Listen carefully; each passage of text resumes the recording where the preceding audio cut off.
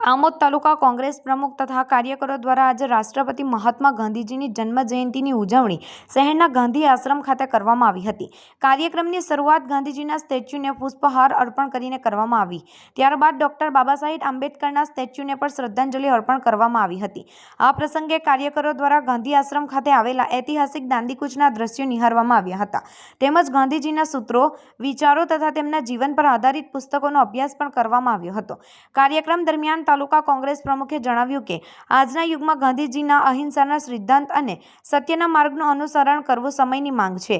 કાર્યક્રમમાં તાલુકા કોંગ્રેસના કાર્યકરો મોટી સંખ્યામાં ઉપસ્થિત રહ્યા હતા અને સૌએ ગાંધીજીના આદર્શોને જીવનમાં ઉતારવાનો સંકલ્પ વ્યક્ત કર્યો હતો।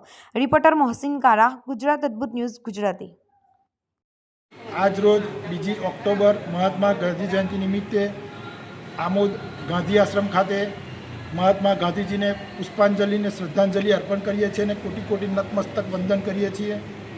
ત્યારે ગાંધીજી 22 માર્ચ 1930ના રોજ આમોદ મુકામે પધારેલા તે ઘડીએ મહાત્મા ગાંધીજીએ એમના ભાષણમાં એક વાત બહુ સુંદર કીધી હતી કે જે રાજ પ્રજાને લૂંટે છે એ રાજ ના કહેવાય ને જે પ્રજા રાજ કરે છે એને રાજ કહેવાય। એવા ગાંધીજીના આ સંસ્મરણો અમે આજે અમારા જીવનમાં ઉતારીશું તથા આ જે સંસ્મરણો છે તેને વાગોડીશું।